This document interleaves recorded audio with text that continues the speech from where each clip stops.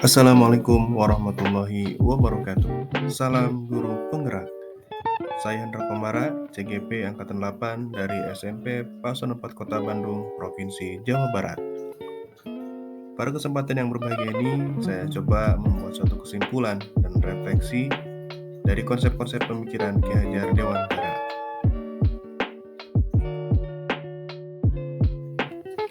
Pertama, dalam melakukan proses pembelajaran, hendaknya guru, khususnya saya pribadi, memposisikan diri sebagai seorang penuntun, bukan menjadi penuntut.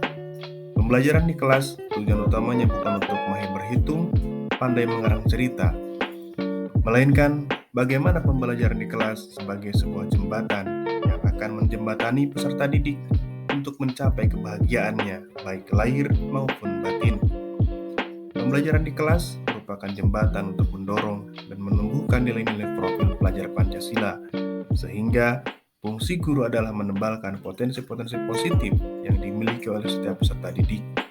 Sebagaimana tujuan pendidikan yang disampaikan oleh Ki Hajar Dewantara, bahwa tujuan pendidikan yaitu menuntun segala kodrat yang ada pada anak-anak, agar mereka dapat mencapai keselamatan dan kebahagiaan yang setinggi-tingginya, baik sebagai manusia maupun sebagai anggota masyarakat. Jadi, fokus utama guru adalah harus menuntun, dan saat ini saya menyadari dan memantapkan diri betul bahwa selama ini ada kekeliruan yang dilakukan dalam tujuan pendidikan yang sudah dilakukan.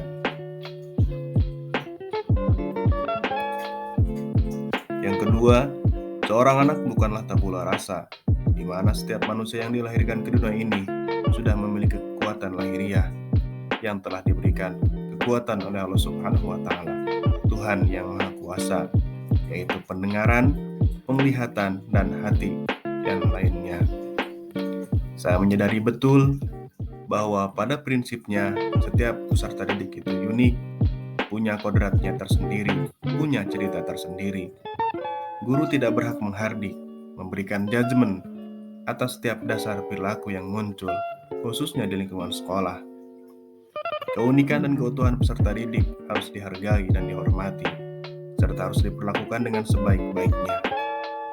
Guru tidak boleh membeda-bedakan pada status gender, suku, ras, agama, tingkat intelijensi, kondisi fisik, dan psikis, serta latar belakang keluarga. Guru haruslah bersikap netral, maka sebagai seorang pendidik, kita wajib memahami bahwa para siswa memiliki beragam karakter, kebutuhan, minat, bakat, gaya belajar, kekuatan, dan kelemahannya. Hingga akhirnya, kita harus menyadari betul makna pendidikan yang baik itu adalah yang berpihak kepada murid. Yang ketiga, dalam proses pendidikan dan pembelajaran, saya menyadari betul bahwasannya harus melihat dari dua perspektif, yaitu pendidikan sejatinya menuntut anak mencapai kekuatan kodratnya sesuai dengan alam dan juga zamannya. Didiklah anak-anak dengan cara yang sesuai dengan tuntutan alam dan juga zamannya. Ini memberikan gambaran bahwa anak-anak tumbuh dan berkembang mengikuti perubahan-perubahan yang disesuaikan dengan alam dan juga zamannya. Ini menyadarkan saya bahwasannya pendidikan dan pengajaran itu sangatlah dinamis. Ini mempengaruhi cara guru dalam menuntun para peserta didik. Namun demikian, harus diingat bahwa jangan sampai melupakan potensi dan sosiokultural dari budaya kita sendiri.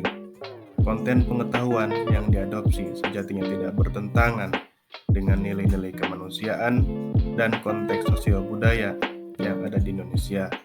Kekuatan sosial budaya Indonesia itu sangatlah beragam dan luas, dan dapat menjadi kekuatan kodrat alam dan zaman dalam melakukan proses pendidikan. Keempat, saya meyakini bahwa keluarga juga merupakan sebuah ekosistem kecil untuk mempersiapkan hidup anak dalam bermasyarakat.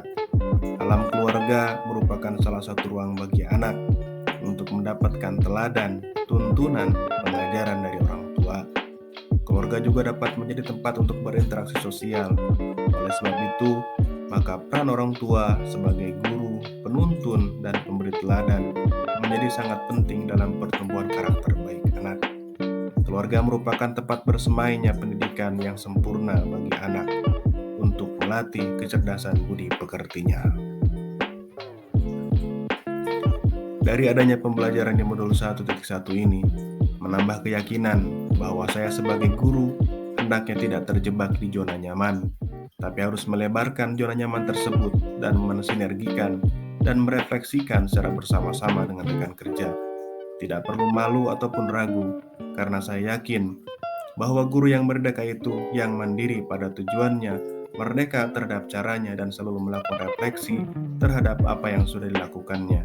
Sehingga diharapkan nantinya proses pendidikan dan pengajaran di sekolah dapat berlangsung secara optimal dengan mengimplementasikan kaidah-kaidah yang sudah diajarkan oleh Ki Hajar Dewantara. Hal pertama yang saya lakukan saat ini adalah merenungi diri apa yang sudah saya lakukan, mengaitkan dengan pemahaman yang sudah saya pelajari, dan saat ini saya siap mengimplementasikan praktik baik dari konsep-konsep pendidikan Ki Hajar Dewantara. Semoga diberikan kekuatan dan kefahaman. Demikian kesimpulan dan refleksi pengetahuan pengalaman baru yang saya pelajari dari pemikiran Ki Hajar Dewantara di modul 1.1 ini, dan saya implementasikan di sekolah bersama peserta didik dan juga rekan sejawat guru lainnya. Terima kasih. Wassalamualaikum warahmatullahi wabarakatuh.